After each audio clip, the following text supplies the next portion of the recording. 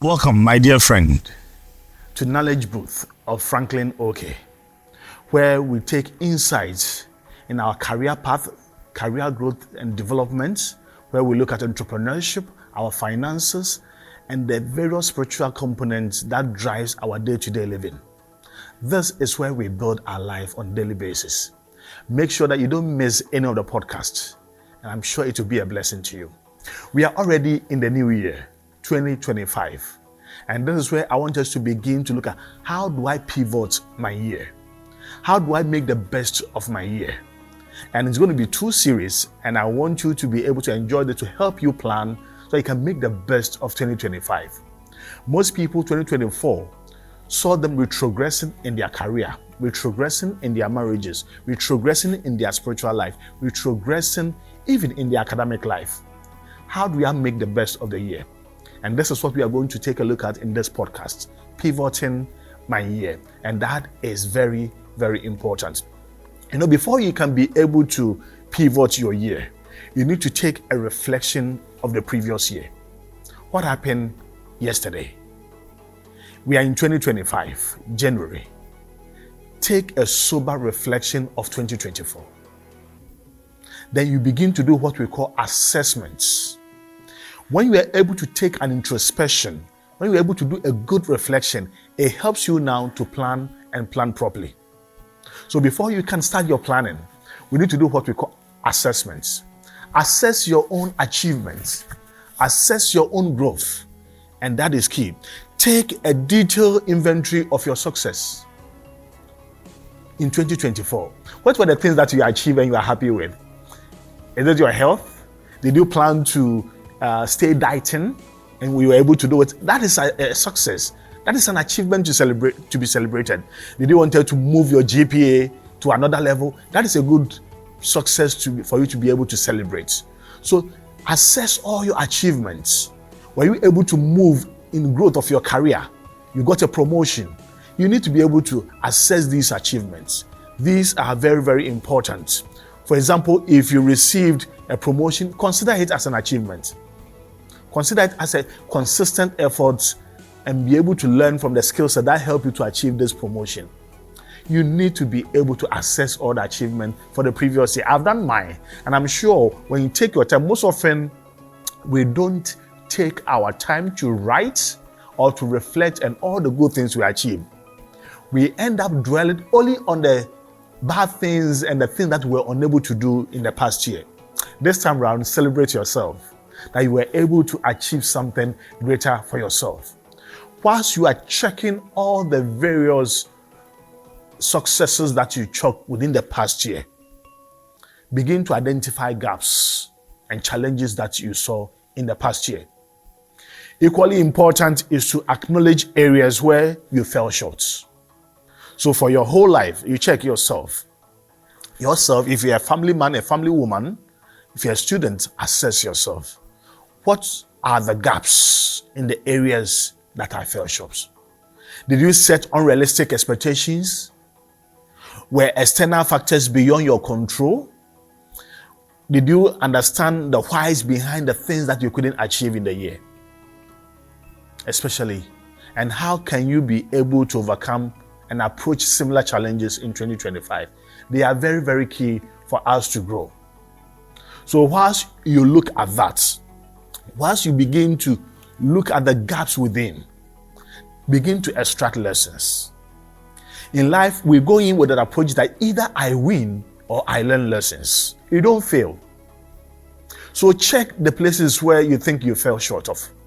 Then extract the lessons from there. Every success and failure, leaves us with lessons. Okay? Nothing just happened for happening's sake. So check all the lessons. Was my marriage turning bad? What were the contributing factors of these? Check the lessons. Then as we plan for 2025, as we plan for the new year, it helps you to be able to improve upon the past. Otherwise, you end up repeating the same mistakes in the coming year. And that is something that you need. Lessons must be learned. Remember, you either win or you learn lessons. You don't lose. You don't lose. So take lessons from this. Then as you begin to now, you have assessed yourself. You've been able to look at where you fell short, the gaps. Now you are able to learn lessons from there. Once you are able to do this, then define your vision for the year. Define your vision for 2025. If you are watching in another year, define the vision for the year you have just begun or the year just ahead of you. Define your vision. Don't let the year just carry you by. You must be able to ensure that you plan for the year. So define your vision for 2025. Define your vision for the year that you are going to go through. Some of us, probably, our focus and the vision will be to achieve career path that will be able to move me ahead in life. So some also will look at, going into the academic area. Some will look at getting a new job. Look at where you want to position your vision. My vision is to impact lives and transform minds for 2025. Once that is my vision, everything that I do is towards this line. Check yourself and make sure that you have a defined vision for your year.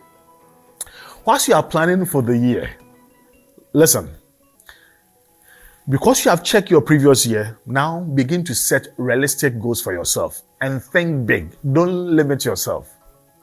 Don't limit yourself to what your present condition defines for you. Probably you think that now all the money in your pocket, in your bank account is about 2,000 Ghana cedis. So you set all your plans around 2,000 Ghana cedis. That's a mistake. Think big. Dream big. Begin to have something big in mind. You can dream that, look, in terms of my financial progression, by the time the year comes to an end, I should have about 300,000 Ghana cedis. I should have about 50,000 US dollars in my bank account. That is an expectation from you. Some people will be looking at $1 million. Some people will be looking at $500,000. Some people will be looking at 10,000 Ghana cedis because of where they have been coming from. It is time for you to begin to think big. This is important for you to be able to plan for the future. As you plan, don't do vague planning. Vague goals like, I want to be healthier 2025. That is vague. Set specific goals for yourself. Be specific. Like, I want to improve my skills. This is vague. Which kind of skills? When you do your planning like this, this year, I want to improve upon my skills. I want to improve upon my health. I want to improve upon my academics. I want to improve upon my finances. When the goals are like this, they are vague. They lead to procrastination. Instead, make your vision actionable. For example, you can say, I want to run 5 kilometers every morning on my stretch in front of my house. Specific, between 5 a.m. to 6 a.m. every morning. That is specificity. Be specific. Make sure that it is also measurable. Okay? Make sure that it is measurable. Make sure that you can measure it. I want to make sure that I improve upon my health. Every morning, I run 5 kilometers in front of my house between 5 a.m. to 6 a.m. Specific. And you are measuring it. There is a time bound. And it is attainable. Once you do it this way, you are set to begin the tone for your year. Remember, you have done your reflections, you have done your assessment, you have seen the gaps. Now plan. Think big. Be specific on the things you want to achieve for the year. And make sure that they are all time bound. Put time to them so that they don't lead to procrastination. And build yourself the capacity to ensure that you can achieve all the goals you set for yourself for the year. My friend, I believe that you are going to follow these simple steps to guide you in planning and pivoting for your year ahead, especially 2025 in which we find ourselves. Thank you, and see you in the second part of this podcast.